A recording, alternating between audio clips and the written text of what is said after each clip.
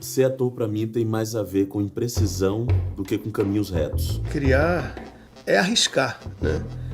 Eu acho que o Navega é uma provocação. Você quer fazer um filme independente, esse é o comportamento. O cara arrisca o resultado, ele está disposto a arriscar o filme ser um fracasso, disposto a arriscar o filme ser ruim. É um estímulo, é um empurrão que essas pessoas, esses artistas dão para falar, é possível, eu fiz por aqui, você pode fazer por ali, faça do seu jeito. Escrever é fácil, difícil é pensar. Eu não vou saber nunca qual é a próxima frase de um grande escritor. Do mesmo jeito que a ficção pede conflito, o documentário pede contradição. É você um pouco se lançar tendo ali uma bússola, tendo ali um norte, a partir da experiência de pessoas que já consolidaram um fazer artístico em suas áreas específicas de atuação. Na ação do personagem é que você vai ver quem ele é.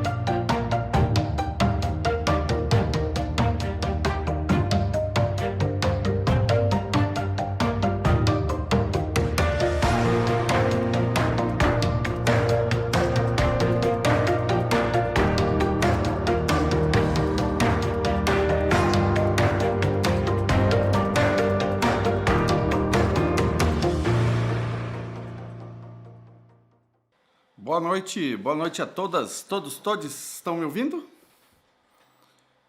Sim, vários joinhas aí, sim, estão me ouvindo.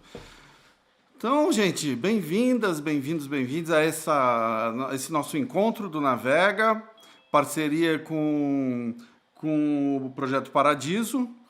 E hoje a gente tem a alegria de receber o Esmir Filho aqui, para a gente conversar sobre delírios cinematográficos. Para começar, eu vou chamar a Raquel do Vale, do Projeto Paradiso, para apresentar um pouco esse projeto que é tão legal. Acho que quem não conhece vale muito a pena conhecer, para a Raquel contar o que elas ali andam aprontando e inventando com essa outra iniciativa que é o Paradiso Multiplica. Raquel, boa noite. Olá, Marco, boa noite. Esmir, boa noite a todos e a todas. O Projeto Paradiso é uma iniciativa filantrópica, como a nossa vinheta aí contou um pouquinho. Quem não conhece, eu convido a conhecer um pouquinho mais. Nós somos uma organização jovem, temos 2 anos e meio ainda de existência. Focamos principalmente na área de roteiro e produção criativa e buscamos apoiar a formação e os projetos audiovisuais aqui no mercado brasileiro. O Paradiso Multiplica é o que a gente está vivendo aqui hoje. Quando um profissional que é apoiado pelo Projeto Paradiso, ele assina um compromisso com a gente, ele recebe o nosso apoio, como contrapartida, ele oferece algumas horas de multiplicação, para compartilhar o seu conhecimento com outros profissionais da área. E é uma honra para a gente apoiar o Esmir Filho. Ele foi selecionado pela Pop-Up Film Residence, que é uma residência incrível, que acontece na Europa, e que nós aqui, por conta da pandemia, estamos nesse momento definindo os destinos, vai dar certo. E o Esmir, a partir do momento que ele recebeu esse nosso apoio para participar dessa residência, passa a integrar a nossa rede Paradiso de profissionais, de talentos, e com isso organiza ações como essas aqui, em que o Esmir compartilha sua experiência e seu conhecimento. Então, para nós é uma alegria, nós somos parceiros já do Navega, apoiamos o curso que o Esmir e o Navega criaram em conjunto, que vocês vão saber um pouquinho mais hoje também, que está incrível, com o Esmir e convidados incríveis. Então, acho que é isso, meu recado aqui é breve, aproveitem esse momento com o Esmir, aproveitem o curso que vem por aí e todas as novidades de formação. A gente é muito parceiro do Navega, porque realmente investir em formação e em conhecimento está na nossa espinha dorsal mesmo. É isso, um abraço a todos e a todas. Obrigado, Raquel. Obrigado pelo trabalho incrível que vocês fazem. Pessoal, entre no site do Projeto Paradiso para ver o tanto de iniciativa e de informação também que elas montam uma agenda e um book de informações sobre financiamento de filmes no exterior, várias possibilidades de financiamento de filme nesse momento que a gente está com essa dificuldade toda com relação à cultura aqui no Brasil, né? É muito legal ter essa parceria com vocês e esse trabalho maravilhoso que vocês fazem. Parabéns. É legal que você falou do site. Eu sugiro também para vocês acompanharem a gente no Projeto Paradiso, que todas as informações no Instagram do Projeto Paradiso, tá tudo por lá também. E na semana que vem, inclusive, a gente vai fazer um sorteio ali nas nossas redes para o curso, para o Delírios, que vocês vão falar mais um pouquinho, e acompanhar essas outras novidades que o Marco também falou que a gente faz. Tem muita coisa interessante mesmo. Obrigada, Marco. E a gente também, Raquel, a gente está super feliz de ter o Esmir como parceiro. A gente aqui no Navega trabalha com essa ideia de generosidade, né, intelectual e muito numa rede afetiva e efetiva de criação. E o Esmir, para a gente, encaixou certinho com as coisas que a gente procura, né? O Esmir é um cara incrível que passou pelo curta-metragem, fez o clássico já, Tapa na Pantera ali, e isso foi só o começo, porque Saliva, curtas que, alguma coisa assim, curtas que passaram por Cannes, Locarno, festivais super importantes, depois foi para o longa, fez longa adaptado de romance, fez longa original, fez série para Netflix, e não para de inventar, trabalhou com formato híbrido entre ficção e documentário, também saindo da sala de cinema, indo para a galeria. Então é o tipo de gente que interessa para gente inquieta, gente que arrisca, gente que inventa, que não para quieto e que, para começar, Esmir, eu vou usar isso na minha biografia. Eu vou transcrever tudo isso, não vou mais falar jovem cineasta. Primeiro tem que cortar o jovem, né? Com todo orgulho, mas assim, o jovem cineasta Esmir Filho. Não, vou pôr isso aí, adorei. Mente inquieta, não para quieto. Esmir, vamos começar falando de delírio. Que delírios cinematográficos são esses que você está convidando a gente a participar? Gente, queria agradecer, tá? Primeiro, todo mundo que está aqui. Agradecer ao Projeto Paradiso, a Raquel, a Josefine, agradecer a Minon, o Marco, o Navega pelo convite. E essa coisa do delírio me fisgou, assim, num momento que eu li... tem um filósofo francês chamado Deleuze, e ele tem um conceito de delírio muito interessante, porque não é claro que não é do ponto de vista clínico, né? Mas a gente está falando do delírio enquanto processo criativo. A primeira coisa é tirar essa ideia de delírio ser um termo pejorativo, sabe? Tá delirante, sabe? Delírio é potência. E quando eu abracei isso, que delírio é potência, as coisas se transformaram, assim. O Deleuze, ele fala um pouquinho que os delírios são máquinas desejantes que nos propiciam agenciamento. Nesse sentido, nos propiciam encontros, assim, com pessoas, com coisas. A gente esbarra nas coisas e vai sendo afetado, né? E esse afeto das coisas nos deixa justamente inquietos, incomodados, deslumbrados, encantados. Eu acho que é assim que o artista se relaciona com o mundo, né? Algo inquieta. E ele precisa transformar isso em alguma coisa. E aí o delírio abre para essa brecha aí que tá além de escrever um filme ou escrever um livro, e sim lançar perguntas, querer conversar com o outro, né? Eu acho que esse a questão do delírio, quando eu falo do delírio, né? Delírio criativo. Só que muitas vezes, assim, agora levando para o cinema, aplicado ao cinema, a gente começa muito solitário, individual no nosso delírio, com as nossas inquietações. E aos poucos a gente vai angariando pessoas. Percebe que o processo cinematográfico é assim. Não sei se todo mundo trabalha aqui com cinema, mas se começa muito no individual ou num núcleo pequeno e a coisa esse delírio vai sendo expandido, né? A gente vai contagiando. Acho que é um papel do criador que está desenvolvendo desde da criação do filme ao próprio filme, é justamente angariar os outros no seu delírio e fazer desse delírio um delírio coletivo. Por isso que eu gosto da ideia do delírio coletivo enquanto processo do cinema. Claro que quando a gente assiste a filmes, o cinema vira um delírio geral, assim, né, das pessoas que estão assistindo. Mas eu acho que aqui, ou no caso do curso, ou pra gente que está estudando e pensando processo, tem a ver com esse delírio criativo que a gente, toda equipe em conjunto, tem que estar ali sintonizada para poder realizar um filme. É um pouco por aí, entendeu? Não, total. E agora a gente, nesse convite para delirar junto, né? Eu quero lembrar, pessoal, que hoje a gente está aqui ao vivo e a gente está replicando um pouco o formato que a gente usa no Bússola, que é esse formato de curso que a gente tem no Navega, que são os cursos ao vivo.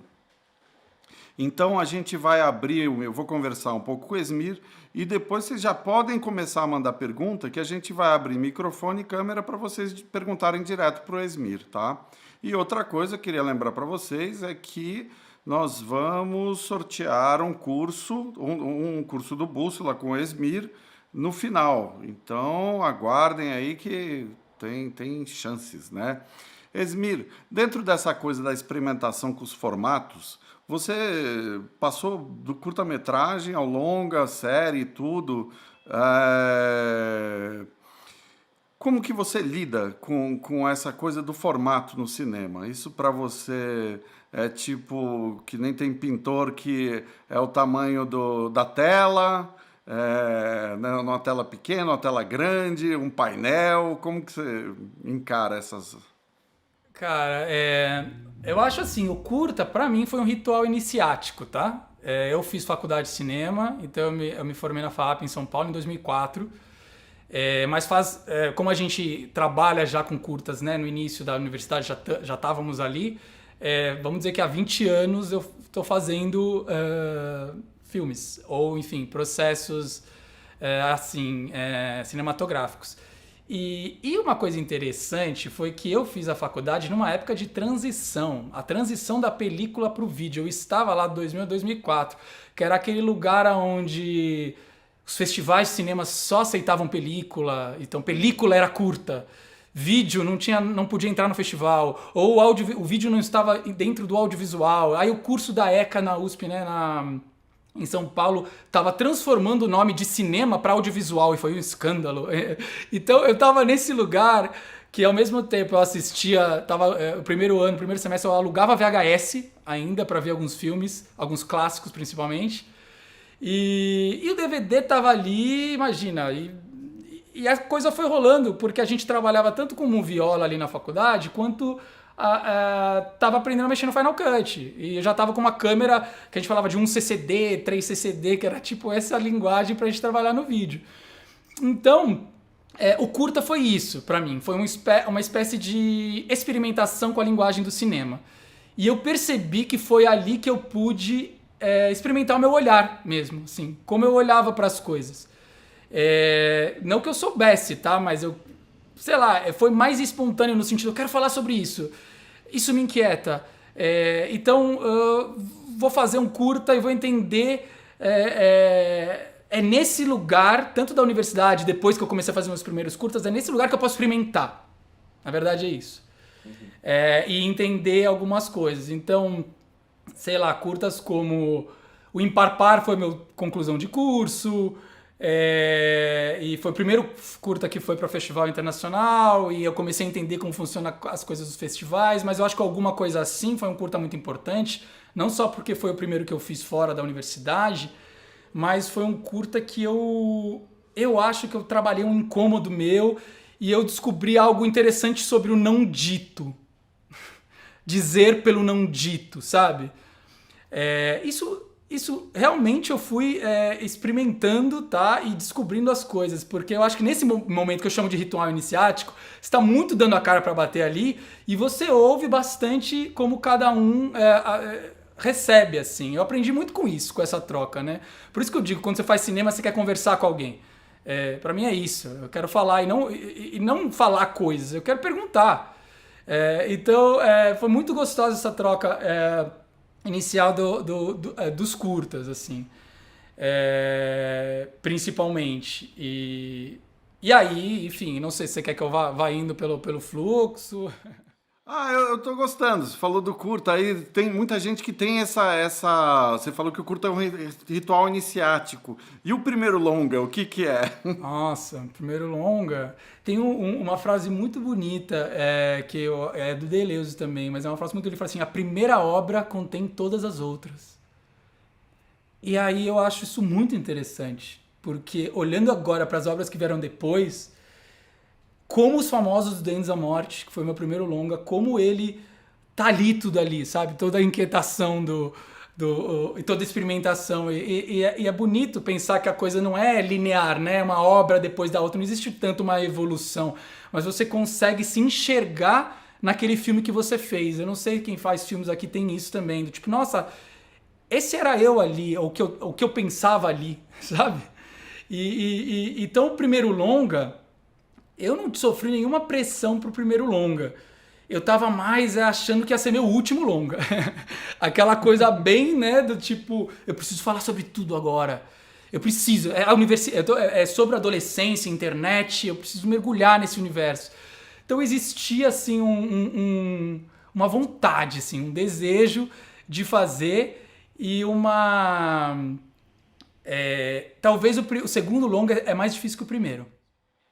Muita gente que tem um primeiro longa bem sucedido fala isso, que foi o seu caso. O primeiro longa, todo mundo, de certa forma, se você tá indo com os curtas, as pessoas estão se relacionando, elas querem ver o que você tem pra dizer. Você tem aspas, desculpa de ser o primeiro longa, né? Então você é muito livre. E depois as coisas... É mais difícil. As pessoas começam a te colocar... Por exemplo, eu fiquei... curiosidade, mas fiquei muito no lugar do adolescente, por exemplo. Né? Não que me incomode, eu adoro. Só que eu percebi que o que me interessa não é a adolescência. Eu comecei a falar sobre adolescência, mas me interessava esses rituais de amadurecimento. Me interessava falar sobre sexualidade, me interessava falar sobre relações afetivas, sobre pulsão dos corpos. E eu ficava entendendo isso muito no adolescente, porque eu acho que é o lugar mais gritante, né? De você pôr o dedo na tomada e ver se vai tomar choque. E depois que você tomou, você vai lá e põe de novo, porque você gostou do choque. E tem uma coisa que eu comecei a experimentar em outros lugares. Mas foi assim que eu, por exemplo, meu segundo longa seria o Verlust, que foi agora meu terceiro, entendeu? E foi um projeto que demorou 10 anos, porque acabou vindo outras coisas no meio. Então é aí que você começa a sacar que cada filme é um processo. Cada filme tem seu método, cada filme tem seu tempo. E é bom você estar junto com ele sem querer dar passos à frente, ou, sabe? É sentir mesmo nesse fluxo, né? Mas o primeiro longa, Os Duendes, ele... Não sei quem viu, mas ele é um diálogo, livro e filme. E a gente tem um dia muito especial do curso que vai falar sobre isso, sobre longa adaptado, a gente chamou, mas eu até falo assim, será que é uma adaptação? Porque é um diálogo mesmo. O Ismael é do Sul e ele me proporcionou essa vivência dentro desse universo da pequena Alemanha do Rio Grande do Sul, né, pequena no sentido, né, de uma região alemã. E foi muito interessante como ele continuou escrevendo o livro enquanto eu escrevia o roteiro e estava lá. E mesmo ao longo do filme, ele continuou escrevendo. Então foi um diálogo livro e filme bem interessante. O filme lançou junto com... O livro acabou lançando junto com o filme. E tem coisas do filme no livro, do livro no filme. Então foi meio que um encontro, assim. E um filme um trajeto muito especial. Um processo muito especial para mim. É legal. Você pontuou isso que um dos encontros vai ser sobre roteiro adaptado. E aí a gente também tem convidados, né, para cada encontro. A gente vai ter curta-metragem com a Juliana Rojas, que tem uma carreira de curta-metragista talvez única aqui no Brasil. E ela é tão interessante que ela, mesmo fazendo longas, ela continua a fazer curta. Ela não abriu mão de curta. Eu gosto disso da Ju. Ela gosta do formato, né? Eu, por exemplo, não. Para mim foi um ritual iniciático, como eu tô falando. Mas a Ju eu conheci nessa época da universidade. Acho que vai ser uma conversa legal, porque justamente eu fazia FAP, ela fazia USP, ECA, e a gente se encontrava muito nos festivais universitários, assim. A gente tem muita história para contar. E aí, roteiro adaptado, a gente tá com a Laís Bodansky, né? Roteiro original, a gente tá com o Wilton Lacerda. Formatos híbridos, que eu quero que depois você fale um pouquinho o que são esses formatos híbridos. A gente tá com o André Novaes. E para fechar, a gente tem série com Ana Luísa Azevedo, né? Mas, Esmir, aqui a Nicole Leon falou um negócio que é o seguinte, que nos Duendes foi a primeira vez que ela viu MSN no cinema. Sim. E eu acho que tem uma coisa interessante do seu trabalho, que você é um cineasta do seu tempo, né? Que consegue registrar personagens arquetípicos do agora, mas você nunca cai no clichê. Tem uma... Fala. Eu falo isso porque, assim, vira e mexe é fácil cair no clichê, em estigmatizar o jovem de hoje. Mas sabe o que eu acho que é um clichê? Sabe o que é o clichê pra mim? É um universo mal pesquisado. Ótimo. Porque é simplesmente isso. Eu falo isso nas minhas aulas, eu falo assim, gente, clichê, sabemos o que é, né? É aquilo que a gente já viu antes. Então, é só uma questão de você mergulhar na pesquisa do seu processo, é chegar próximo daquilo que você quer falar. É assim que você elimina o clichê. Tem muitas coisas que às vezes no meio do processo tá ali, que você sente, nossa, aqui tá um pouco clichê, como eu vou resolver isso? Pesquisa, mergulha a fundo, conheça essa... Então, essa coisa ali eu sou muito... Eu me envolvo muito com o tema, porque justamente você falou, mente inquieta. Eu fico inquieto com a coisa, então eu vou atrás. Eu acredito que todo esse processo é uma jornada, né? Não é só sobre o que eu sei, mas sim sobre o que eu quero descobrir. Eu acho que manter esse nível de encantamento, de deslumbre, é muito importante pra gente que tá criando, sabe? Tem uma coisa interessante do blasé, né? Que o blasé também é ao contrário do... O blasé é aquele que já viu tudo. Então, às vezes, a gente tem que procurar jogar fora o que viu e tentar ver aquilo pela primeira vez, né? E eu acho que eu tive esse encontro com Duendes. Então, eu lembro muito eu tava ali vivendo o MSN. Aliás, o Duendes é retrô agora, né? Porque é MSN, não tinha nem redes sociais, a gente tinha blog.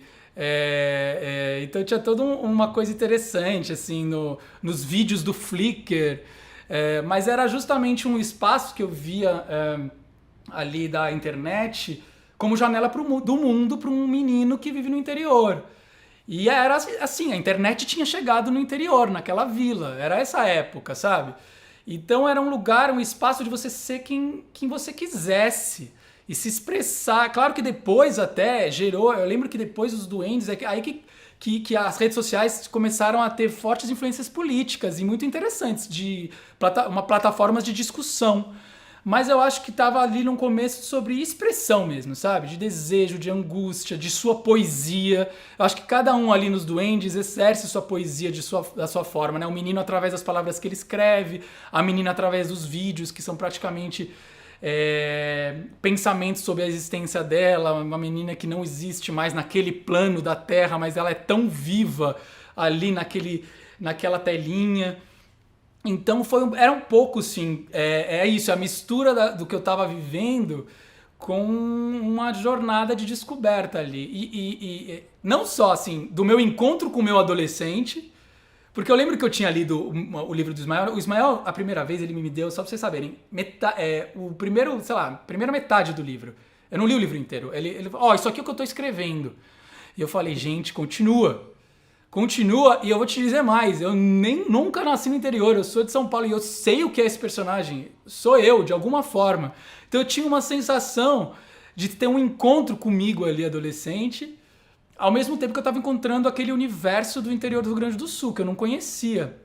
E esse olhar estrangeiro, vamos dizer assim, né, que tem, me ajudou a aproximar, a querer saber mais. Eu acho que eu estava desenvolvendo o filme nesse sentido. E olhando para a juventude ali. Eu acho que, assim, tudo bem, é outro processo, mas é um pouco irmão do boca a boca da série, né? Que é uma outra internet, é um outro frisson, que eu também vivo, que também tá lá, aposta, vai, pega, outro tal, interior, tal. né? É outro interior, é um interior já ultra conectado. Agrotecno, tecnoagro, né? Total. Mas, e é isso, tem Instagram, e tem Story, tem tudo. E vai saber daqui a 5 anos se vai vai ter um novo retrô também. É tudo muito rápido, né? Mas, enfim, é isso, tenho pra falar dos doentes. Agora, Esmir, outra coisa que eu acho que é super interessante nos seus filmes é a ambientação, porque é um personagem, né? A cidade dos duendes, o clima de megalópole, alguma coisa assim, ao mesmo tempo a intimidade na megalópole, né? Em Berlim, São Paulo. O Verlusto tem essa praia arquetípica ali, uma praia, é quase um... É a praia das nossas inconsciências. Total, tem uma coisa praia do nosso inconsciente ali. É ali. Como que você vê a construção do espaço no filme? Muito interessante a pergunta, a gente que está falando de processo. Todos esses lugares eu fui, eu visitei, eu me envolvi, no sentido assim, o corpo virou muito ambiente nesses lugares, você entende? É durante o processo de escrita. Se existe uma locação, um lugar que você quer... É muito importante durante esse processo você habitar esse lugar, viver esse lugar. Então com os duendes foi isso, eu fui para o Rio Grande do Sul, eu escrevi lá, eu fiquei meses lá. Alguma coisa assim, não só eu vivi a Rua Augusta, todas essas, eu vivi a Rua Augusta de 2006, eu vivi de 2013, como eu também vivi Berlim, num lugar onde aqueles personagens viveram. Então é isso, o Verlust também foi um lugar que eu fui em busca. Enquanto eu estava escrevendo o roteiro, eu fui de carro, eu fiz toda a costa do Uruguai, porque existia uma possibilidade, eu queria uma praia fria. Eu queria que fosse uma praia descolada dessa, porque não era para ser uma praia que a gente identificasse, uma praia tropical, era uma praia onde é esse lugar, que é por isso que eu brinco, a praia da nossa inconsciência, porque lá tudo é muito simbólico no Verlust. Mas não só a praia, mas a casa, né, Esmir? Total. É o conjunto ali. Aquela casa, são 2 casas de frente para o mar, e esse é o palco de Frederic e Lene. Então tem todo um lugar assim, o jogo desses 5 personagens, esse coletivo que quer se desprender, né? Mas o importante, você está falando do ambiente, é que nesse caso, no caso desses filmes, e eu vou dizer que até o boca a boca, né? A gente foi para a fazenda, ficamos lá e tal. É importante o contato do roteirista com o lugar. Com o diretor a gente sabe que o diretor vai filmar e vai olhar. Se você tiver um diretor ou diretora, claro, diferente de roteirista. Mas se você é diretor roteirista, é importante durante o roteiro, se você já sabe onde vai se passar, você se aquilo é o ambiente do seu filme, né? Se não é só um ambiente fictício, sei lá, um estúdio, outra coisa. Mas você vê que eu procuro... Eu não trabalho muito em estúdio. Eu não sei se porque eu me encanto com os ambientes e fico querendo filmar ali ou contar aquela história e prestar atenção singular naquele lugar. Não sou contra o estúdio, não é isso. Eu só tenho essa experiência com locação porque eu me envolvo com o espaço. Espaço vira narrativa, né? E a direção de arte também. Eu sempre fico pensando assim... Cada elemento conta. E às vezes, se o diretor de arte está alinhado comigo, a diretora de arte está alinhada comigo de tá contando algo, às vezes as falas se perdem, sabe? Porque não precisa nem dizer. E isso é lindo. Uhum. Então, são narrativas, são formas de contar, né, a história, né? O local. Agora, eu acho interessante na sua carreira isso como, por exemplo, alguma coisa assim, no longa, eu tive a impressão que foi um lugar que você quis exercitar um pouco mais o diálogo explícito e o conflito aberto, e eu achei ótimo. Alguma coisa assim é interessante, porque o processo, eu não sei quem viu aqui, mas era um curta, tá, em 2006, que foi realizado até em 16mm, época de festivais e tal. Foi um curta bastante... passou em festivais, foi bastante celebrado, assim, foi muito, muito legal. E falava um pouco dos desejos escondidos. Desejos, não que... São adolescentes lidando com os próprios desejos. Na verdade é isso. O garoto está se experimentando novas coisas. e a menina tá entendendo o que ela sente por esse garoto, o que ela sente pela essa amizade, que não é bem uma amizade, por isso é alguma coisa assim. Ou seja, as dores e delícias de um relacionamento sem nome, porque é muito livre, muito, muito gostoso, ao mesmo tempo não tem nenhuma referência e pode ser bastante angustiante e dolorido. Então esse é o curta, e a gente teve vontade, eu não tava pensando em fazer disso um longa. 7 anos depois, a gente se encontrou numa mesa de bar e falou, vamos continuar essa história? Eu, a co-diretora Mariana Bastos, a atriz Caroline Abras e o ator André Antunes. E a gente decidiu fazer uma continuação. No que a gente fez essa continuação, e aí que é interessante o ponto, segundo curto, porque assim, o primeiro curta, eu sempre falo isso, né, gente? Curta é um recorte. Ele é um mergulho para um abismo. Você não precisa ter o início, meio e fim. Você entra na vida do personagem ali e participa de um recorte, né? E que te pega, que te move, que te traz questões. Ele não é mais ou menos profundo que um longa só por causa da sua duração, né?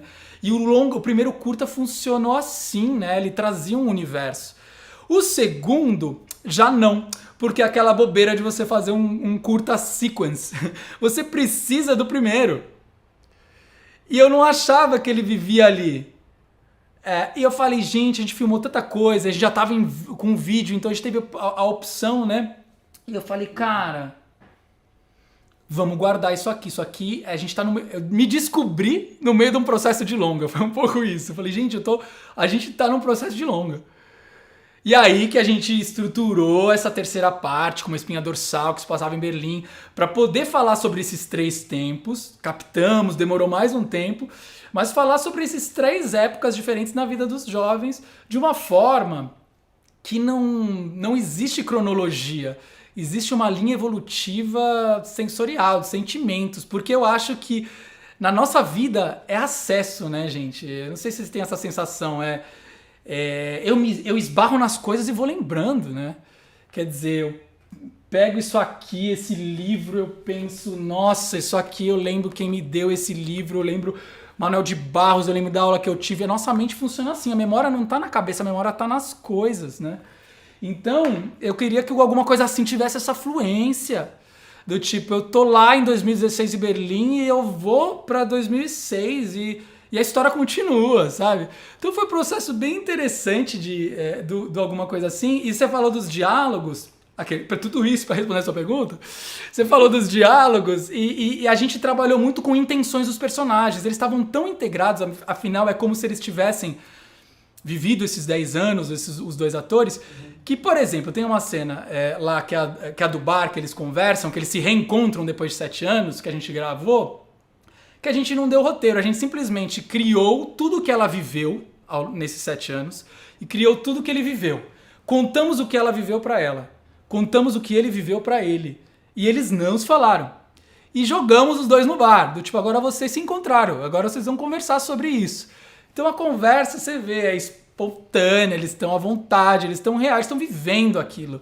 E aconteceu isso em muitas cenas de alguma coisa assim, esse processo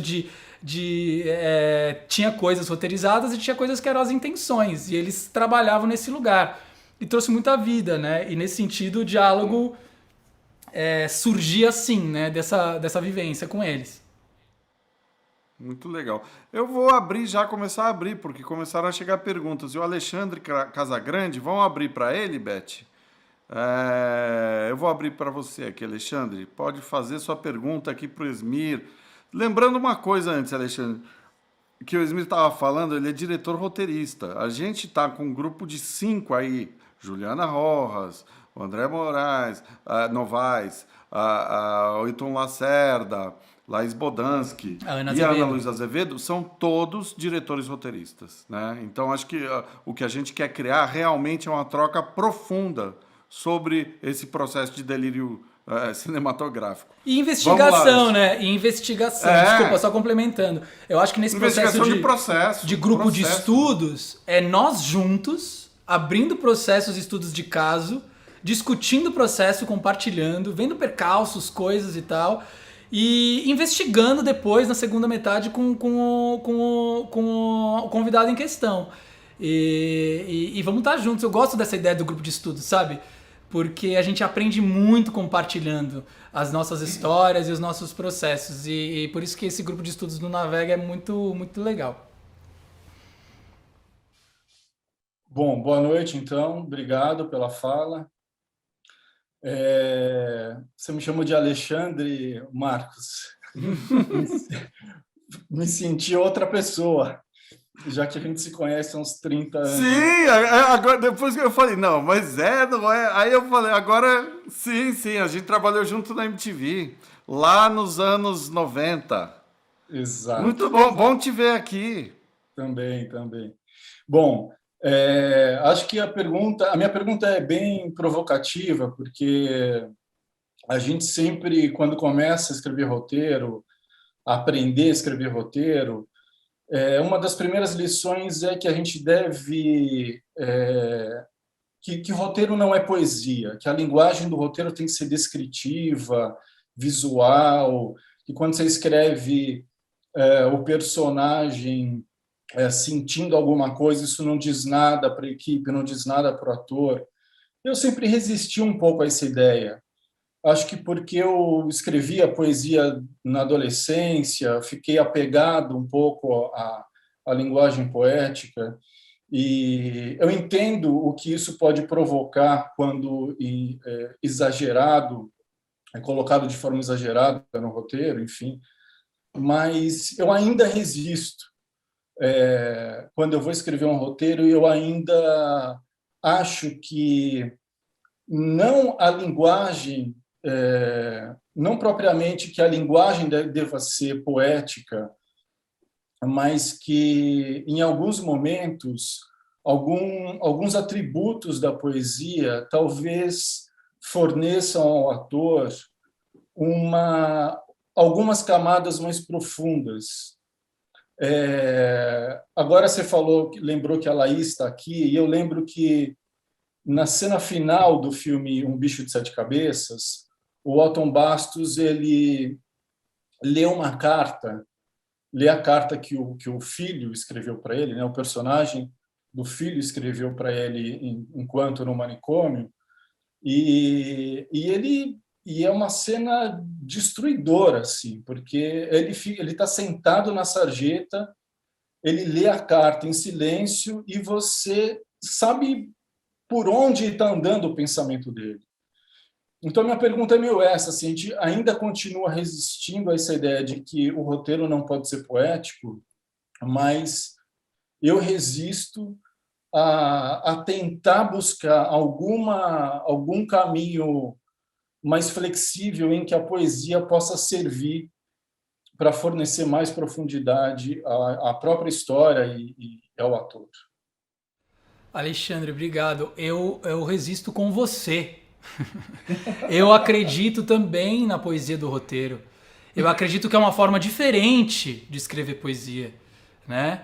E outra, poesia é métrica. Roteiro também é métrica. Então, na verdade, é saber usar dentro da métrica. Eu acho que o que você está falando, que as pessoas às vezes falam de olha a pessoa fazendo literatura no roteiro, sabe? Coisas do tipo, né? Na verdade, se você respeitar a métrica do roteiro e usar a poesia, é maravilhoso. Como você usa a poesia? Com verbos expressivos, você entende? Um exemplo aqui é que ela, sei lá, ela não anda devagar, ela se arrasta. Já é uma outra coisa. E você pode colocar isso, e a atriz que lê isso vai se inspirar, né? Essa poesia eu acho muito bem-vinda. Não está só nos diálogos, está nas rubricas ali, nas descrições, na forma como você torna a fluência do seu roteiro, né? Eu, por exemplo, tenho um método assim. Quando a coisa está num suspense, são frases curtas. Aí se a coisa entra num labirinto ou uma coisa mais íntima, eu já consigo colocar vírgulas. Porque eu tô vendo que a coisa tá assim... Então isso pra mim é poética do roteiro. É trabalhar isso. Inclusive quando eu tô trabalhando, existe um momento que eu vou olhar pra poesia do roteiro. Porque é isso que faz a pessoa que lê o roteiro falar assim, nossa, fluiu, nossa, me emocionou. Porque no roteiro você tá vendo o filme, né? você tá vendo o filme acontecer. Então o sentimento análogo que você pelo menos vislumbra que aquele espectador possa ver com a sua cena, você pode já trazer ele no leitor desta cena. Eu acredito muito nisso. E acredito que os atores gostam muito mais disso, tá, gente? Do que aquelas rubricas nervosa, sai daqui. Tipo, oi, nervosa, claro. Você entende? A gente às vezes tende a colocar rubricas. Eu faço uma última, juro, sempre que eu vou fazer leitura com atores, eu falo assim, agora eu vou olhar minhas rubricas, porque eu já tive, acho que algum trauma que a pessoa fala, mas eu preciso chorar aqui? Daí você fala, nossa, você tá, né? Deixa ela viver, e daí, por causa disso, eu sempre faço uma última versão onde eu tiro todas as rubricas e talvez coloque só a rubrica do tipo, sei lá, abrindo a caixa, sabe? Porque ela precisa abrir a caixa nesse momento. Parênteses, tá? Mas só para concluir, resisto com você. Vamos aqui, ó, no nosso curso a gente vai falar sobre isso. Vai dar meios a gente poder trabalhar a poética e vamos ter roteiros mais poéticos e é isso aí. Esmir, isso é uma coisa que acho que vale a gente falar no curso. Aqui acho que não vai dar tempo, mas que é a escrita do roteiro para edital, porque às vezes pede-se assim que, não, mas para edital você tem que escrever desse jeito, você não pode botar a linguagem poética. Somos nós que lemos nos editais, né? É uma loucura. No sentido, somos nós mesmos, são criadores, são roteiristas, eu acho que é como usar na métrica, né? Tem uma música do Vitor Ramil que o Ney Mato Grosso canta, que é lindo, que chama Astronauta Lírico. Ele fala sobre encontrar a métrica e a lágrima. Eu acho isso lindo, gente.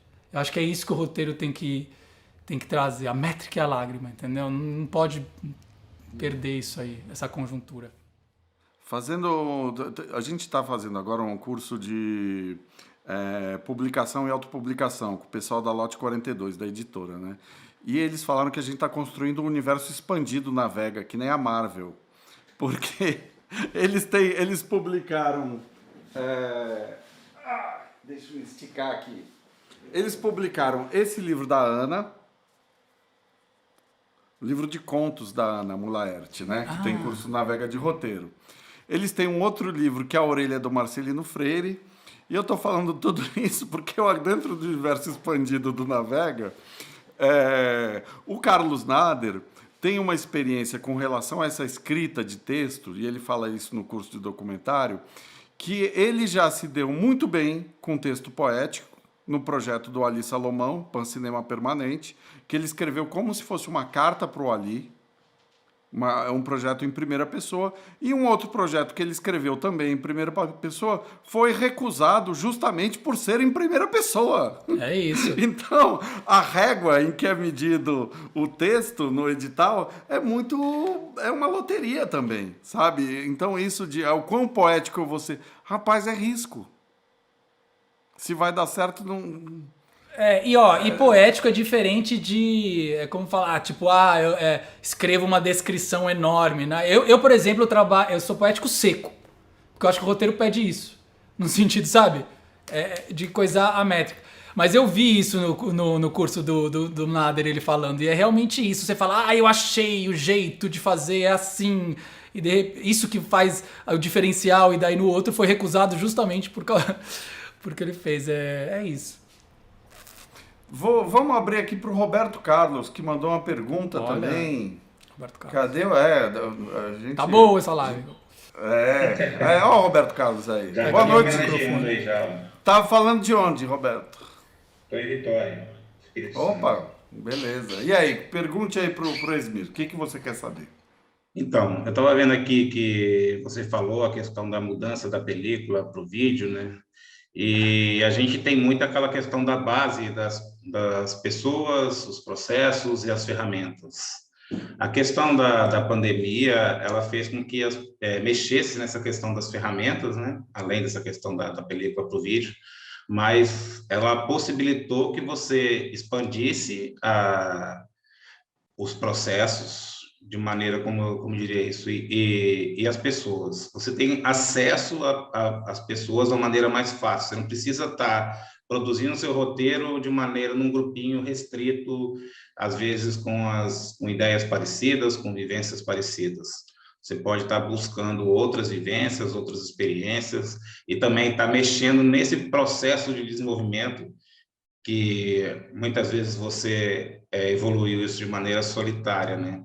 Então, eu queria saber, assim, de que forma a gente pode utilizar esses recursos para expandir esse delírio coletivo, né? De realmente ele ser mais coletivo, e como que, se você já está vivenciando isso, né? Se você já tem essa experiência dessa coletividade mesmo, diferenciada, né?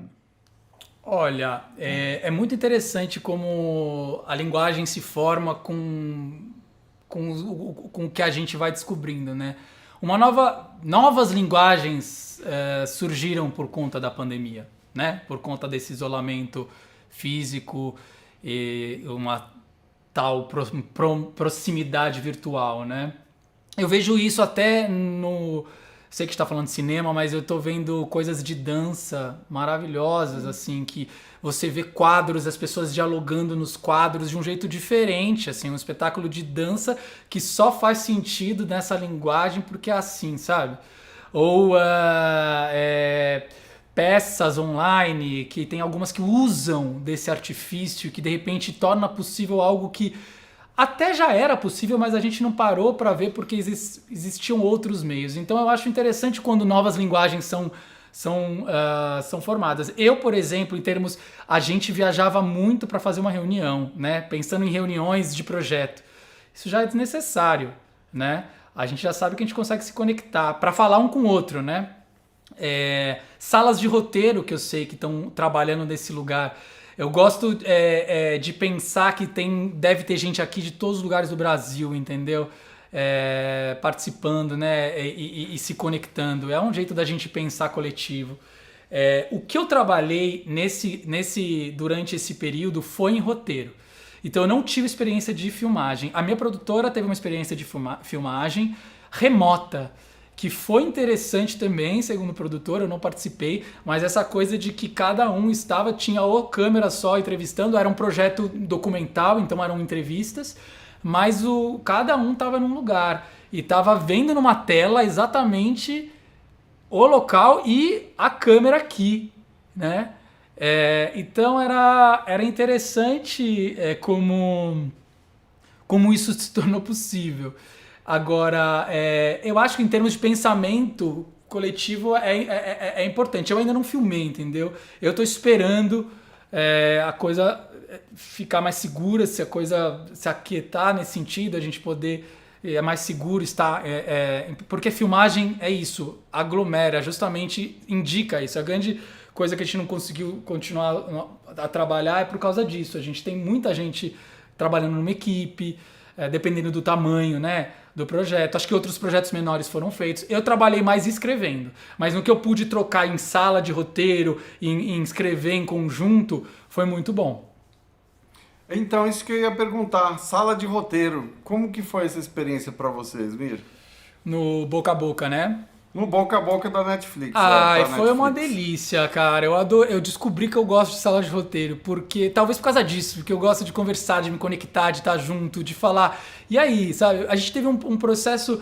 Foi assim, eu tive quando a Netflix deu um sinal verde, eu que desenvolvi a Bíblia, por exemplo. Era um delírio individual, um delírio muito solitário, mas uma solidão bem povoada, tá? Porque, enfim, né? A gente quando tá solitário, a gente fala, mas a gente tá criando, é muita coisa, né? Mas a partir do momento que deu o sinal verde, e aí vamos montar a equipe de roteiro, a Juliana Rojas trabalhou comigo, Jaqueline Souza trabalhou comigo, a Thaís Guissassoli e o Marcelo Marque. E tinha a Juliane Quier e a Gabi Salum, que eram as assistentes. Só que a gente fez uma sala muito, muito interessante. Criou uma dinâmica onde cada um era responsável por um episódio e eu operava como uma dupla de cada um, assim, para a redação final até. Eu vou deixar com mais detalhes, a gente conta isso no curso. Uhum. Mas esse processo de todo mundo ler os roteiros dos outros, todo mundo discutir em conjunto as escaletas iniciais antes de ir para o roteiro, foi muito importante. Como eu acredito que a mesa que desenvolveu a série, né? Quando as cabeças se juntam, a gente vai mais longe, né? Não tem... se todos estão pelo projeto, a gente constrói algo melhor. Então foi nesse clima, foi nesse espírito que foi boca a boca. Foram 6 meses para fazer 6 roteiros, o que foi uma loucura. Porque em cinema, normalmente, você tá lá, tipo, você fala, nossa, escrevi um roteiro de longa em 8 meses. Você fala, já foi rápido. Mas foram 6 meses para 6 roteiros, assim. É outra dinâmica, tá? Existe um outro diálogo. Mas eu adorei esse esquema, adorei. É um processo colaborativo. Um escreve, passa para todo mundo comenta, volta para essa pessoa, depois volta para mim, aí eu dou uma... Eu era o roteirista-chefe da sala, né, que eles chamam assim, mas na verdade meu papel era criar uma unidade ali, né, trabalhar numa unidade de vozes ali de todos e tal. A gente tinha que estar bastante alinhado, assim, para os personagens falarem com uma só voz, né, ao longo dos episódios, cada um escrever a voz de um personagem, né. Quer dizer, cada um escreveu um episódio às vozes de todos os personagens, então foi um pouco assim. Mas a gente vai entrar em detalhes muito legais, assim, pra eu contar coisas que eu descobri e tal. Uma coisa legal pra ir pro lugar técnico, né, pra dar um gostinho, é a coisa dos atos, né? Porque cinema, você tem os 3 atos e tal, mas a série a gente trabalhou com 5 atos, porque é isso, quanto mais atos, mais viradas, mais dinâmica. A gente tava querendo fazer um projeto dinâmico. Então foi a primeira vez que eu trabalhei com 5 atos. A gente vai dissecar essas estruturas, essa estrutura de 5 atos, que é diferente da de 3, mas assim, é batata, vamos dizer assim, que vai... que se você quiser fazer algo mais dinâmico, tem a ver com ter mais atos, sabe? Foi algo que eu descobri no processo, assim, pensando e olhando para... fazendo decupagem de outras séries e tal. Foi um universo muito interessante. Tô super curioso também para saber dos 5 atos.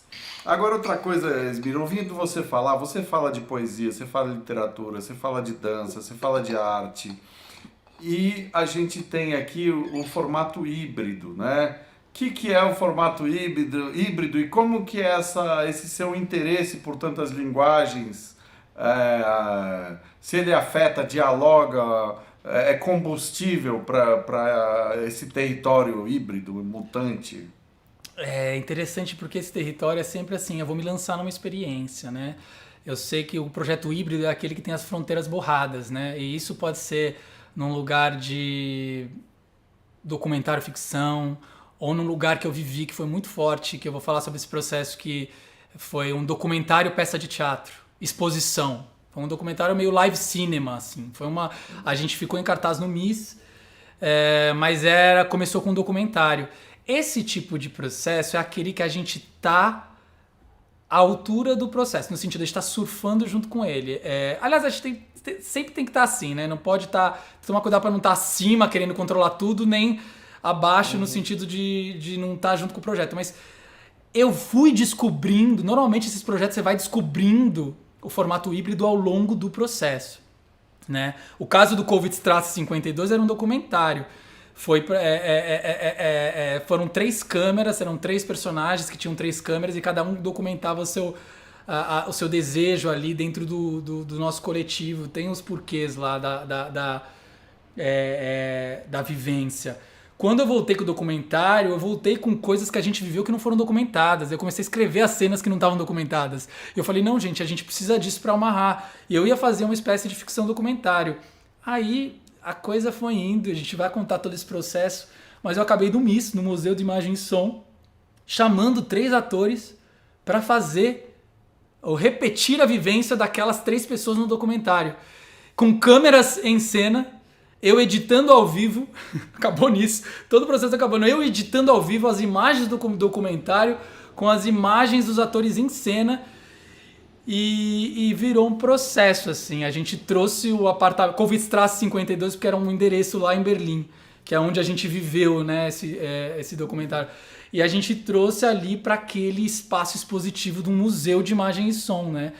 Acabou sendo tudo isso. E a gente vai falar com o André Novaes nesse dia, que é bem interessante, porque não sei se vocês viram Ela Volta na Quinta, mas essa coisa de trabalhar, ele trabalhou com os próprios pais e ele mesmo ali atuando numa espécie de documentário, ficção, o que está acontecendo, porque ele usou quase como se emprestasse a vida, né, daquelas pessoas para poder ficcionalizar. Eu gosto muito disso, assim, quando a gente trabalha dessa forma. E são projetos que a gente vai... são muito singulares. E eles que ditam o método. Eu acho assim, os outros você até consegue aplicar métodos e incorporar e mais de um... Agora, o híbrido é quase do tipo...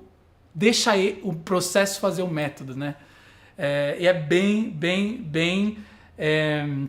É uma jornada, então é bem... É uma experiência expansiva, não sei o que expande, vamos dizer. Você se expande, assim, como realizador. Em vários momentos você pode sentir que você está perdido, mas não, você está só em busca. E você tem que entender que é isso, sabe? Tem foco. Vai continuar. E aí a coisa se forma. Eu acho lindo a coisa do processo híbrido, porque você só vai entender depois realmente o que foi. E hoje mesmo eu não sei apresentar o Covid-Strasse, tipo, é uma peça, você vê que eu não consegui. É uma peça, é uma instalação, é um filme, eu acho que eles são muito potentes. O pessoal estava perguntando onde vê os curtas do Esmir e tal. Quem já comprou o curso, na plataforma do Navega, a gente está colocando todos os curtas, tem os Strauss, tem tudo que o Esmir Filho fez de curta, e também a gente colocou os curtas da Juliana, Rojas, enfim. A gente preparou um material super rico com não só os filmes, mas com bibliografia, com dicas, com entrevistas, enfim, o que a gente costuma, para quem já conhece os cursos do Navega, é o que a gente costuma fazer em todos, tá? Tem um material de apoio bem legal. Então, quem já comprou, é só entrar lá que tá tudo lá. E tem um link, só para saber, tem um link com todos os filmes e trailers e tal no meu Instagram, tá? Link na bio. Opa! Que dá para vocês acessarem, que lá dá para ver os curtas, principalmente. E os famosos Duendes da Morte, se vocês procurarem, mas não contem pra ninguém, eu não posso falar essas coisas, mas ele tá na íntegra. É que foi o Famosos, como é de 2010, é o mais difícil de achar, sabe? Então, ele tá por aí, alguém postou. Bom, o Paulo Aranha tem uma pergunta aí para você, Esmir. Paulo, onde que você tá, de onde você fala e qual que é a sua pergunta? Antigamente a gente fazia assim, né? Tava no auditório, a gente fala, cadê o Paulo? Agora a gente fica assim, ó. A gente fica correndo a páginas. Você está em que página, Paulo? Agora ele pulou para a primeira, que ele tá falando. Ótimo. Oi, Esmir, tudo bem? Tudo bom. Oi, Marco. Boa noite a todos aí. Mais uma curiosidade, Esmir. Eu acompanhei você desde o início do trabalho, né? Você trabalhou com vários meios de vídeos experimentais, né? E eu queria saber mais você fez até um artigo que há muito tempo eu li sobre cinema experimental.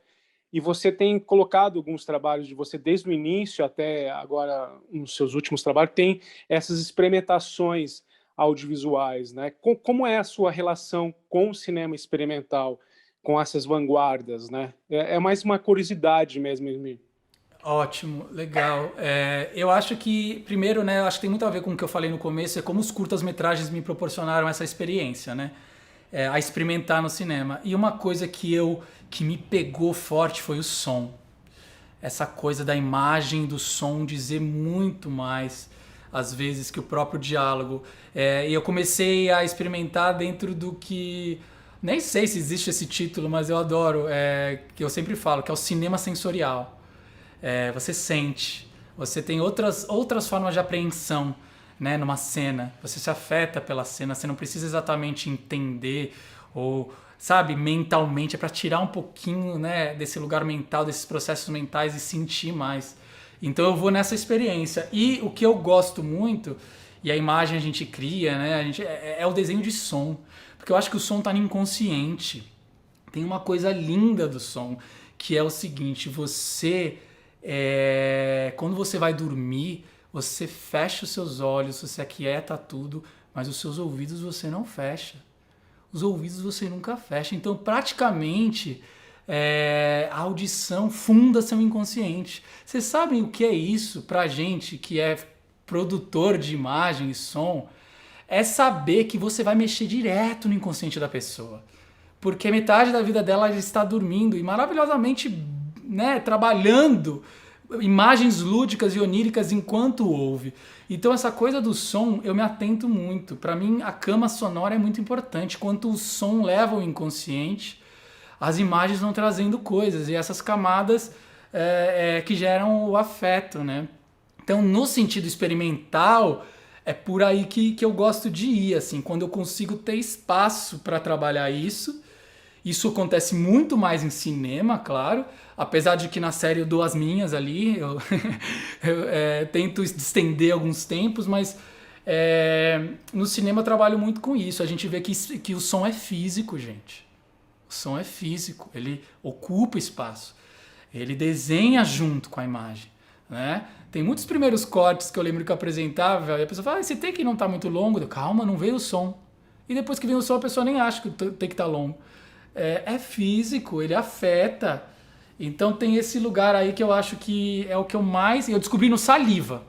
Não sei quem já viu, quem quiser ver. O Saliva foi uma primeira... Eu lembrei na hora do Saliva. Porque o que é o Saliva, gente? É uma menina que vai dar o primeiro beijo. E tem pavor de saliva.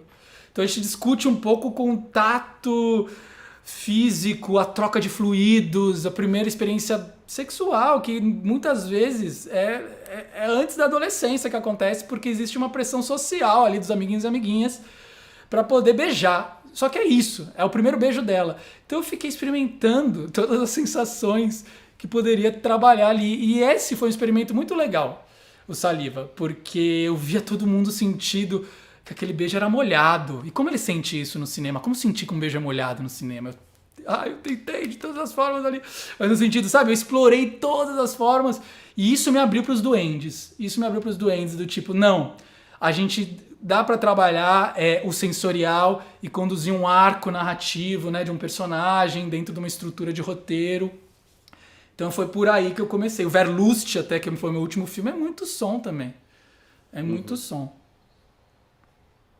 Bom, já são 9h05. Podemos abrir mais uma pergunta, Esmir? Claro. Então tem o Paulo Davi. Eu vou abrir aqui seu microfone. Paulo, vamos lá. Me conta, Paulo, onde você está e qual que é a sua pergunta? Olá, meu nome é Paulo Davi, eu moro em São Francisco do Oeste, interior do Rio Grande do Norte, e minha pergunta é, Esmi, eu já vou logo lhe taxar como um cara que não é muito formalista, né, numa questão de visual. Desculpa, Paulo, eu não entendi, não é muito o quê? Formalista, de seguir as regras, precisamente como, tipo, seguir uma formatação perfeita, se atrelar a essas questões. E eu também não me considero assim, mas eu queria saber, segundo a sua experiência, que para quando o cineasta, tenta quebrar uma regra, parece muito legal para a gente quebrar as regras, né? Tipo, como eu sou subversivo e como eu vou mudar o cinema com essa minha sacada, com isso daqui que ninguém jamais pensou, que todas aquelas pessoas pesquisaram, estudaram a ciência cinematográfica e eu vou destruir tudo isso. Mas eu não penso assim, mas eu também não gosto muito da ideia de se atrelar a todos os conceitos, aquela bíblia de regras que você aprende na faculdade de cinema. Eu me considero no meio termo e acho que também você se encaixa nesse meio termo. A minha pergunta é, segundo a sua experiência, quando você acha que a gente deve quebrar uma regra? Quando o filme, a arte pede, ou é uma questão de diretor para diretor? Cada diretor tem sua maneira, cada diretor prefere seguir já mais aquilo que está estabelecido e estudado, e tem diretores que preferem ser mais experimentais, experimentar a própria linguagem, e tem diretores que não gostam de usar a linguagem ao seu favor, usar o método, ou você acha que não? O filme pede isso e alguns percebem e outros não? Era isso que eu queria saber. Paulo, muito obrigado. É muito gostoso. Tá vendo o que a gente tava falando? É o que eu tava falando antes. É muito gostoso saber que eu tô falando com alguém do Rio Grande do Norte, que tá aqui compartilhando com a gente. Cara, eu penso assim. Não quebre regras. Traia as regras.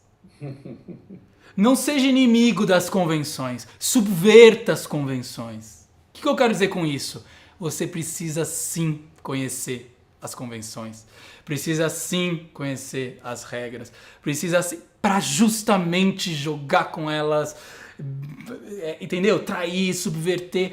Eu trabalho assim, eu li muito sobre método de cinema. Pode ser que não, mas eu sou muito assim de ter lido ali e ter trabalhado muitos métodos. Porque conhecendo a fundo eles, eu posso fazer com que o meu projeto crie o próprio método, né? Dentre todas essas coisas. Então é diferente quebrar regras. Tipo, só vou quebrar regra. Não, eu vou trair elas. Então eu preciso conhecer muito bem para trair, né? Você trai quem? É quem você conhece muito bem, quem você tem intimidade. No sentido, né? Na potência da traição da criação, tá, gente? Mas nesse lugar, eu acho isso. Eu trabalho assim. Eu não... Eu gosto muito, eu vou te falar, eu gosto muito das regras, Paulo. Eu gosto muito das convenções. Elas precisam existir para eu poder driblá-las quando eu posso, entendeu? E poder usar delas muito bem quando é necessário. Então, né, quando eu me proponho a fazer uma série para o Netflix, eu sei aonde e como eu estou entrando ali, e aonde e como eu posso passar algumas mensagens, entendeu? Ou fazer as minhas perguntas, ou questionar ali. Então, acho que é bom estar atento a tudo isso e você mesmo aprender. Porque assim, qual é o drible? Qual é a traição? Aí é você. Aí é o olhar do diretor. É como ele subverteu. É o como, não é o quê. É como ele subverteu essa regra. Como ele jogou com ela, né? E aí eu acho que cria personalidade no próprio processo, assim. Eu penso assim, ou te escutando me veio isso, assim. Muito legal, Esmi. Sabe o que eu lembrei da Alma Imoral, do Newton Bonder, que ele fala, ele é um rabino, né? E você quer coisa mais tradicional do que o judaísmo, né? Como que o judaísmo se mantém vivo? E ele fala que se mantém vivo porque é preciso trair a tradição. Que você só mantém uma tradição viva traindo ela. Então, quando se fala nisso, nessa quebradeira no cinema, tem uma outra história boa que o Tom Jobim gostava de contar sobre o Stravinsky, que o compositor russo, que falaram para o Stravinsky, mas o que você está propondo é uma revolução completa da música. Aí ele falava, claro, porque se for meia revolução, fica tudo de cabeça para baixo e cai. Você tem que dar a volta completa. Então, essa coisa da linguagem e da experimentação tem que ter um amor para atrair a tradição, porque você quer que ela continue existindo. A literatura, o teatro só existem até hoje porque tem um monte de gente traindo. Exato. Tem uma frase bonita do Bresson, que ele fala: o cinema sonoro inventou o silêncio. Eu amo essa frase. Porque é isso, assim, inventou o silêncio, porque aí, eu sei que tem som, legal, tal, então eu vou trabalhar o silêncio. É um pouco por aí. Opa, quem mais? Tem mais? Podemos fazer mais uma, então? Vamos. Aí a gente fecha? Jovina Gomes, a Jovina Gomes quer fazer uma pergunta. A Jovina participou do primeiro Bússola que a gente fez com o Marcelino Freire. Ai, maravilhoso esse Bússola. Ela está aqui. Foi muito legal. Foi uma experiência... pessoal, não é por nada, mas a gente pegou a avaliação do pessoal que participou do Bússola com o Marcelino e foi o único curso... E os nossos cursos têm todos média acima de 9. Foi o único que a média foi 10. Todo mundo deu 10. E é realmente assim, acho que no Bússola que a gente procura fazer é um ambiente de troca, bem diferente de live, desse formato um pouco engessado. A gente está procurando trair a recente tradição das lives. Exato. Reinventar esse negócio. Jovina, diga lá, Jovina, boa noite. Marcos, você falando no Bússola, eu sou apaixonada pelo Bússola e pelo Navega, viu? Eu estou falando de Fortaleza, Esmi, meus amigos que estão aqui. Quero agradecer a honra de estar aqui. Peço desculpa por ter atrasado. Acho lindo esse sorriso do Esmi, o seu também, viu, Marcos? Ô, Jovina, a gente que ama você, Jovina. Então, olha, eu procurei seu endereço, Marcos, para mandar meu livro de poesia. Eu te passo. Depois você passa, por favor. Esmi, eu fico tão feliz de ver você. Olha, eu gosto de cinema, muito, não é? E eu sempre imaginei o cineasta, e eu acho que é uma imagem que corresponde ao sentimento deles, como grandes poetas, né? Porque tudo que você fala na constituição dos seus filmes, para mim, são reduzidos à poesia, certo? Uma poesia, às vezes, não vou dizer militante, mas uma poesia que questiona, né? Então, eu queria perguntar para você, porque nós, escritores, poetas, e escritores de maneira geral, a gente tem, às vezes, uma coisa que chama de branco, não é? Então, assim, eu queria saber se você, como um cineasta tão jovem e já de tanto sucesso, se em algum momento, em algum dia, você acordou e disse assim, poxa, me deu um branco. Já aconteceu? Olha, isso pode acontecer em qualquer momento, mas como eu falei aqui, eu acredito que, como a memória, os estímulos estão nas coisas e não dentro da cabeça, tá na nossa relação com as coisas, eu dou uma volta e isso se resolve. Eu sempre falo para todo mundo, a gente tá com um branco, o que você acha que ficar pensando na frente de um computador vai te trazer alguma solução? Sério, desce, dá uma volta. Hoje, põe sua máscara, dá uma volta no quarteirão, eu tenho certeza que você vai voltar, sentar e isso vai passar. Por quê? Porque as coisas vão estar... Se você já está inquieto ainda com uma coisa que você está fazendo e está não conseguindo resolver, isso acontece muito em termos de roteiro. Nossa, eu não tô achando essa cena. Eu não tô achando que vai linkar. Eu não tô achando que o personagem vai dizer. Cara, faça a coisa que você menos espera, assim. Desça de escada se você morar lá em cima, não desça de elevador. Subverte um pouquinho do seu cotidiano, sabe? Saia da coreografia dos seus hábitos. O que é a coreografia do hábito? É isso. Você fala, eu vou tomar uma água. Não tô falando isso. Não é pra você levantar, tomar uma água e voltar. Isso você faz. Eu tô falando pra você descer descalço de escada. Eu tô falando pra você ir na frente e começar a conversar com a pessoa na rua. Qualquer coisa, mesmo que seja não tinha nada a ver com o seu projeto, isso ajuda tanto. Porque tira o corpo do lugar, da zona de conforto onde ele está e dessa coreografia do hábito que ele performa. Então, nesse lugar, é o maior conselho que eu posso dar. É assim, faça o que você nunca fez, assim, e possivelmente fora do espaço onde você está. E dê uma volta, dê um rolê, é bem isso. Enquanto eles se batem ali, os personagens, dê um rolê. Daí você vai sentir e volta a falar com eles. Bom, pessoal, esse foi só um esquenta, né? Foi um esquenta. Para o nosso Bússola, que começa dia 16. Todos os convidados a participarem. E como a gente falou, agora vai ter... Não é bem um sorteio, né? É mais um concurso, ver quem está com o dedo rápido e informação precisa aí.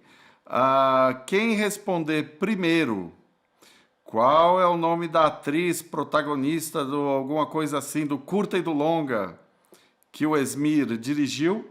Opa, já saiu. Rapaz, o Cassiano Zanella, muito rápido. Eu não sei como ele digitou tão rápido, cara. Levou. Cassiano...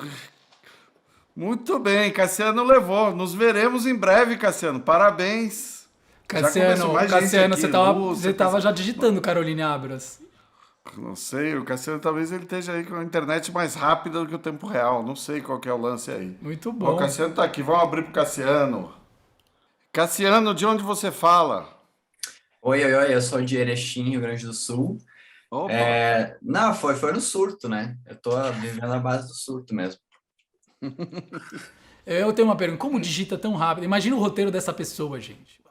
Tem que revisar, tem bastante coisa, tem que revisar o roteiro. Você escreve, Cassiano?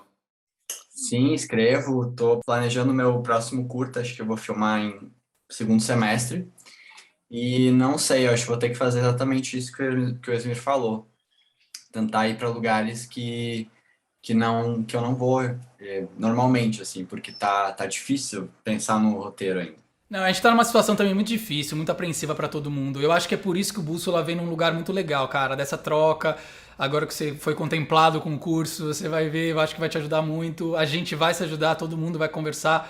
Conversando sobre processo e percalços, a gente abre muito a mente, estimula, inspira, né? Então, essa é o nosso objetivo. É fazer desse encontro, fazer desse encontro algo gostoso, assim, pra gente poder criar. É sobre isso. É mais do que... além do curso, sabe? É mais dessa coisa do compartilhamento. De noites, de horas, de momentos. Isso ajuda muito. Bom. Valeu, Luciano. A gente se vê em breve aí. Dia 16 a gente começa. Pessoal, vieram me lembrar aqui, Minon Pinho, sócia aqui, minha parceira do Navega, que nós temos um cupom de desconto para todo mundo aqui que participou da live, com 30% de desconto para quem comprar o pacote. É só usar o cupom, a palavra delírio. É delírios ou delírio, Beth? Delírio, é delírio, é um só, mas vocês podem delirar no plural. É que é coletivo, O delírio é coletivo. Então, gente, só na hora de fechar o pedido lá tem um campo para entrar com cupom de desconto. Delírio dá 30% de desconto. E, Esmir, cara, delícia falar com você. Não vejo a hora de começarmos nossa série de 6 encontros. Lembrando que no último encontro, quem participar, quem comprar o pacote, manda uma cena para o Esmir e a gente vai tratar desse material na última aula. O Esmir vai comentar e vai dar uma devolutiva escrita. A gente tem lá, vocês, é como se a gente fala, né, envia o seu delírio, mas a gente tem assim no formatinho de como enviar, tá? Para vocês entenderem, tá? Vai estar lá tudo escrito, mas a ideia é essa, vocês enviarem, eu vou ler e a gente vai conversar em grupo sobre esses delírios que a gente está vivendo agora. Cada um com o seu... Chama de delírio, mas na verdade é uma sequência de cenas, né? Até 2 páginas, né? Pra gente poder ser bem coeso no nosso delírio. Não é uma delícia ser coeso no delírio? Não sei o que é isso, vamos ver. Não é? Mas é contradição, a gente vive de contradição, Esmir, é assim mesmo. Não, é porque assim, em termos de roteiro das páginas, ela pode estar coesa, mas ela tem que expandir por isso. Então, o quão você consegue tornar coesa a sua expansão desse delírio, é por aí. Muito bom, adorei. Bom, pessoal, vamos passar agora um promo, né, Beth, do curso do Esmir e espero ver vocês em breve, tá? Pra gente conversar bastante nesses dias aí com o Esmir e os nossos convidados. Abração. Tchau, gente, muito obrigado. Valeu, Esmir. Eu tava escrevendo no chat, obrigado. Eu falei, posso falar aqui. É que eu tô vendo que o chat foi muito receptivo e eu fico muito feliz. A gente vai ter essa troca também no curso, assim, de estar juntos e conversando, eu lendo e falando. Acho que vai ser muito gostoso. Espero que todos possam participar, possam estar com a gente, que também o pacote é muito legal. Tenha também a oportunidade de comprar 1 ou 2 encontros para quem puder, só comprar 1 ou 2 encontros, não tem essa coisa, mas o pacote vai ser muito legal porque vamos estar nessa vibração todas as quintas-feiras, a partir do dia 16. E eu adorei que vocês vieram aqui pra gente trocar um pouquinho. Trocar não, se encontrar, né? Porque ninguém tá fazendo nada, nenhuma base... Não, nada é base de troca, é base de encontro. Muito bom. Bom, pessoal, boa noite e a gente se vê em breve. Valeu, Esmir. Valeu. Tá.